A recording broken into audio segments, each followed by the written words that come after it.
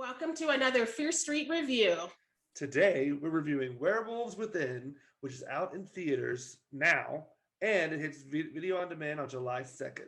So there's a couple ways to watch it, where you can catch it if it's not in a theater near you, because, some of us live in Arkansas or, Not Arkansas, but yeah, no. no. That's a you. Yeah, so many ways to catch it. Knowing us, there's going to be a couple of spoilers. I mean, it's a whodunit, and that'd be like real rude to ruin that part for you. But like, we also have to talk about the movie. So like, don't watch this if you don't know the movie, because then you'll know stuff, and you don't want to know stuff for a whodunit. Like, what kind of sicko is that? Like, we're gonna try, but I mean, sometimes it just slips out, and you're like, oh, no, yeah, no. Like, we didn't need to know who the werewolf was, but I already said it like 3 times. Right. I mean, we might could bleep it out, but like, I don't know how to do that. So no, like there was a pack of werewolves. I was concerned.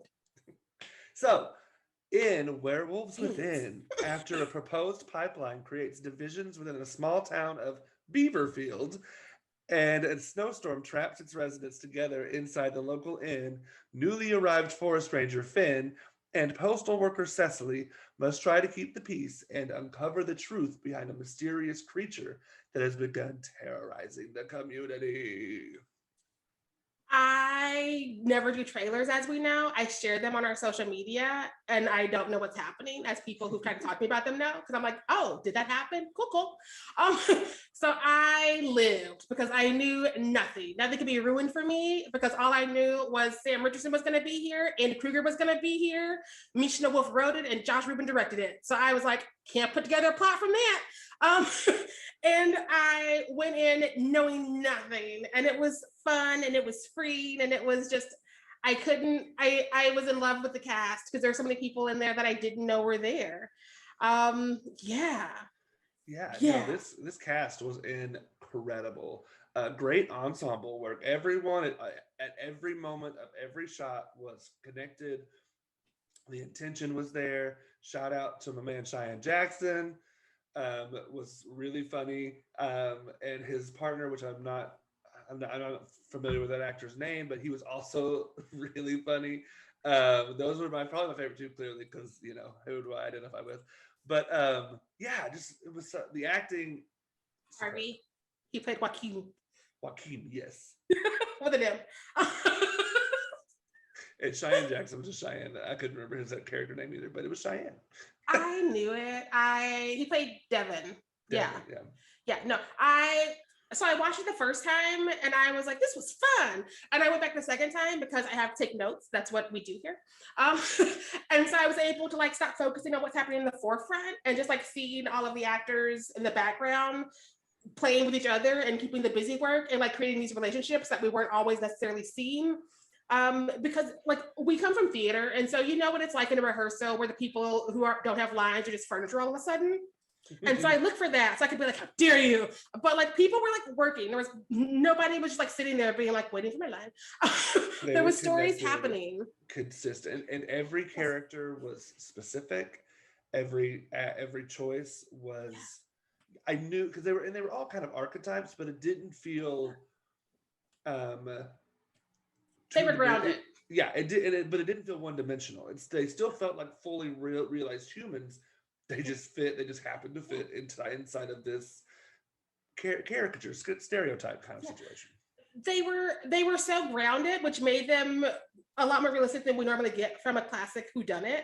Because like the ones this is being compared to, which of course Clue and Knives Out, like those are very grandiose, out of the box characters who are just like, it's a fun time, but they're not like your neighbors, which fits because has a very neighborly message. I don't know why I said neighborly that way. This is only my first beer. But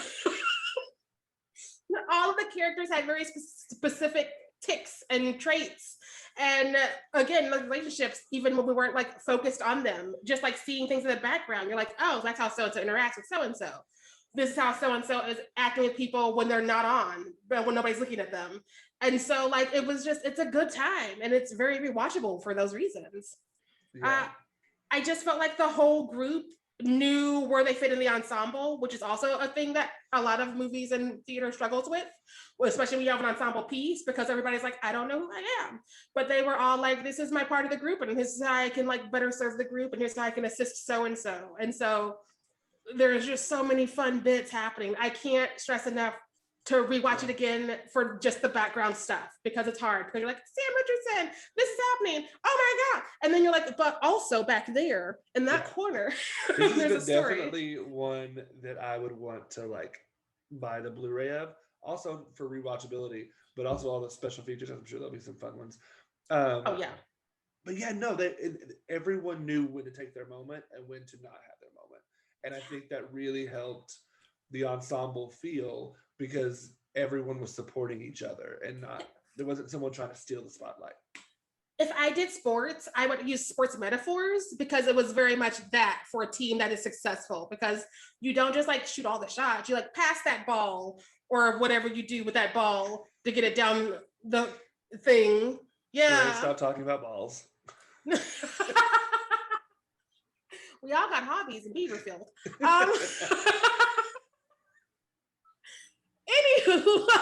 Anywho, I fucking lived that everyone was a suspect, but also everyone was in danger.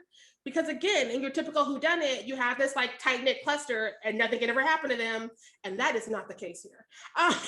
All of the kills were fun and plentiful. That's all I can say without getting into specifics. But again, we're trying to get a spoiler in, so I'm gonna circle back. I really live for the everybody's a suspect, because again, they're pushing this how to be a good neighbor, how to help your neighbors message, but also you can't trust any of these bitches. And so yeah, no, I love, because it really felt a product of now. It felt a product of the pandemic, a product of our political climate right now. I love that it walked that really fine line between being a werewolf movie and like a monster kind of ish thing, and then also talking about the real world horrors that we enact on our neighbors every single day, and the planet. Let's not forget that part. And how we do that to benefit ourselves financially or socially or whatever that might be. I thought that was a really strong theme throughout, and I think Josh just does this really well, and he did it with Scare Me as well, which he wrote that one as well. But anyways, giving it a theme inside of really fun, scary stuff, and I thought it was loved it. Yeah, no, like the next time we interview him, we're definitely going to talk about the themes that we're finding in both of these features, because I clocked that. I clocked that. No, I think that there's a lot of themes and messages in this script. And I think that as I rewatch it, I'm going to find more and more and more, because again, the first watch, it was a lot of fun. And I didn't know this was happening. And oh my God, is this happening? And oh, that's a little spark over there. And the second time I was like, okay, we're driving home these major themes, and we're seeing like inklings of these other things. And I'm seeing and noticing things in the background that makes things make sense later on.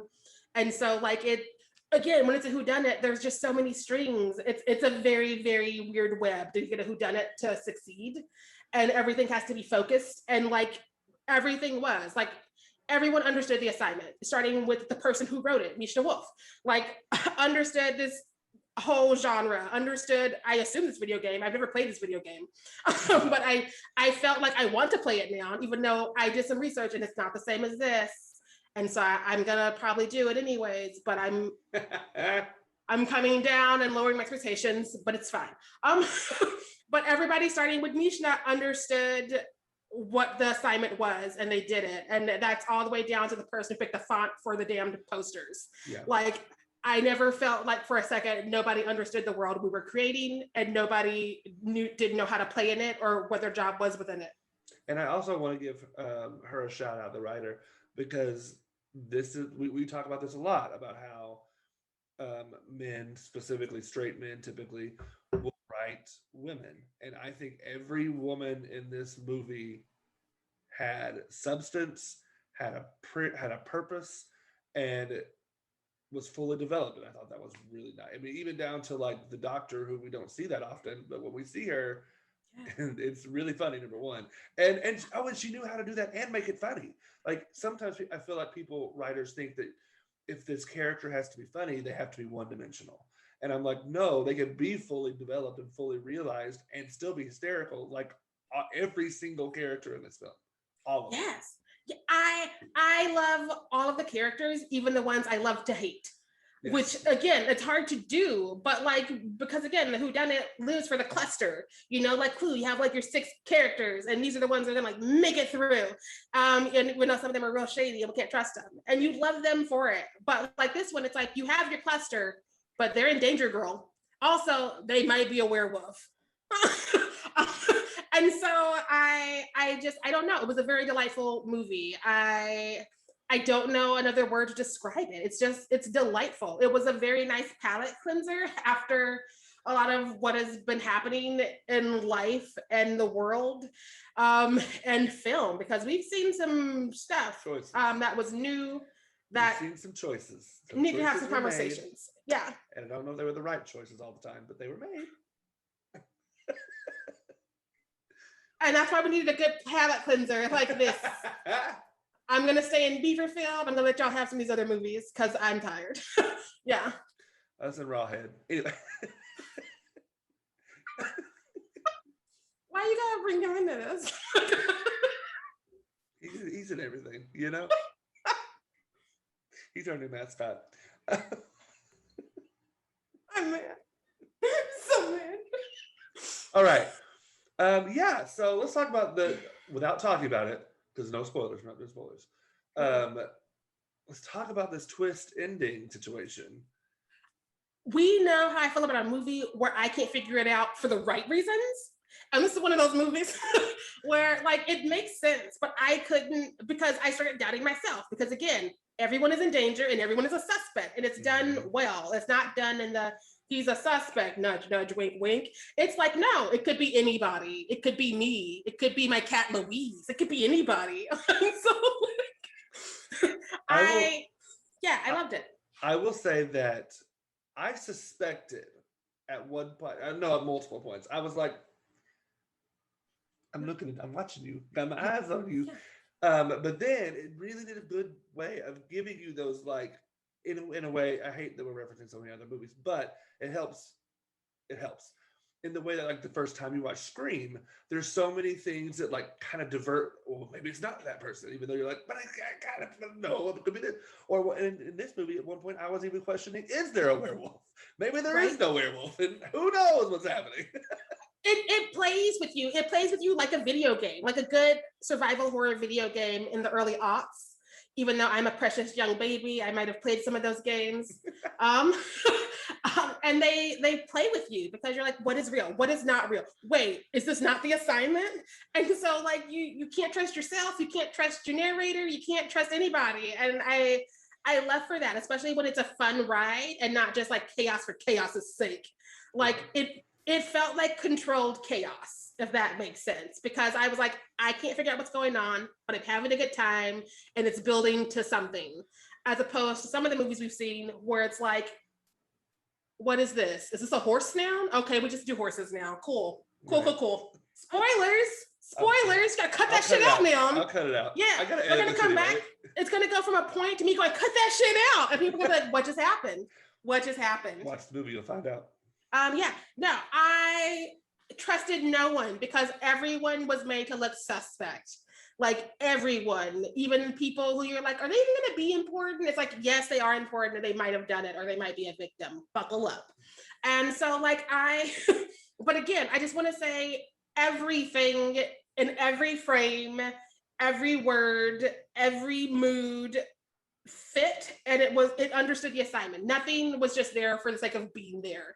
Everything was building and working together. It's to the point where when an actor has a prop, like half gloves, like finger gloves, it's a joke, and you're cackling because it's so specific to this character. And they are using it as they accentuate their lines that are also cracking you up, and you're just like, you're dying and you're laughing over things that are possibly important. That's what a second watch is for. Listen. Second and third watches all the way around. I'm definitely hoping it's still happening whenever theaters reopen here, because I'd like to see it on a bigger screen, even though we had a ball in my apartment with the cat. Yeah, no, I want to point this out. I really do think that Josh Ruben is quickly solidifying himself as one of the horror comedy geniuses of our time. For me, right now, of up and coming people, he and Michael Kennedy are currently really holding down that corner, and I'm okay with that. I think that this plus Scare Me plus Freaky, I love them all. So, and I kudos. I am also a fan, which is another reason why I kind of freaked out when we got the screeners, because I asked for it, but I was like, you can't give me what I asked for. Oh no, what if this is the movie I don't like? Because I was like, again, you have Josh, you have Sam Richardson, you have like Annie Kruger, you have Mishna Wolff, which I've always said, I want more things written by femmes. And so I'm like, these are all of the things I keep asking for. Is it, especially because like Scare Me is one of my top 5 movies of last year. I was like, what if I just like this movie? What if I don't love it?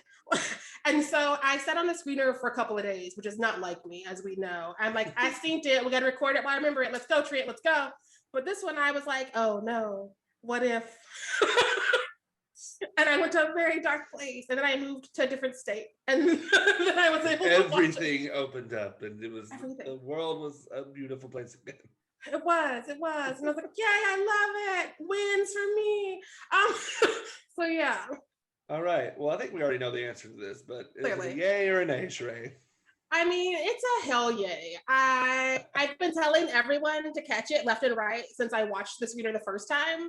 Like literally, it was like, oh, I'm gonna listen to this song, which is very fun. Also, this is already out. You should go see and talk to me. Thank you. That was me. Yes. It really is a palate cleanser after so many months of awfulness. Plus, it's just really awesome to have a video game adaptation that is not confusingly bad. Because I don't want to like name names, but we are all of the same roughly generation. We've seen some shit. Possibly franchises. Anyway, we won't get to that right now. I'm sure we'll do those at some point.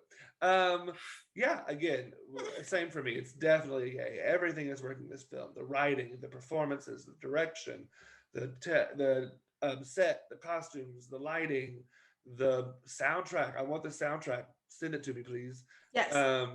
It's a great time. It's a fun ride. It's got some great themes that ask some really interesting questions in a really funny way.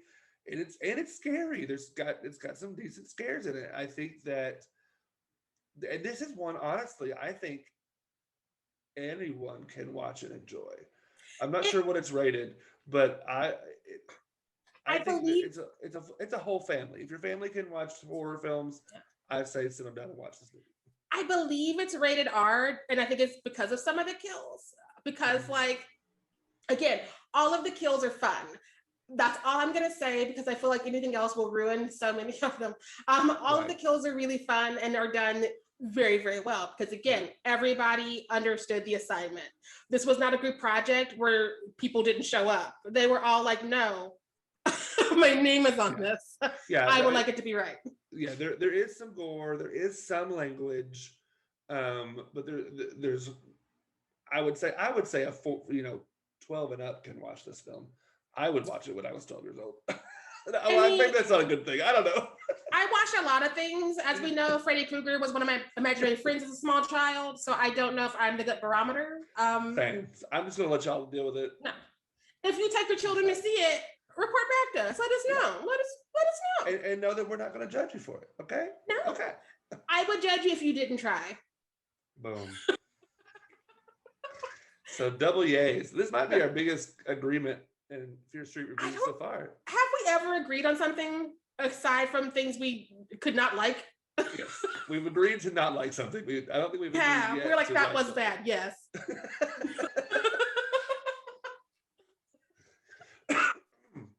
But yeah, 2 thumbs up, 2 yays. It just all around, it was amazing. It was everything I hoped it could be, and I'm just. But we're getting into spoilers again, so we should like cut that out. We have to cut so much of this. It's going to be Swiss cheese. It's going to be like werewolves. Oh, thank you, IFC. But yes, special thanks to our friends at IFC Films for making this review possible. we are two DIY podcasters in places where movie theaters are not open. So this would not be happening without you. Well, they open in Arkansas, but I don't know if I would be comfortable going. It's Arkansas. Don't do that. So yeah, thank you to those new friends and those great people for letting this happen, because I'm sure I'm not the only random podcaster that was like, hey, you're not in the festival anymore. Can I please get a screener? I'm sure I was not the only one. And yeah. Yes, thank you so much. And as always, hit us up in the comments. Let us know, did you love it? Did you hate it? If you hated it, I have questions, because like, what do you do with your life? Let us know. What are your favorite parts? Favorite characters? Favorite lines? Favorite kills? Let us know in the comments. And as always, stay fierce out there. Bye.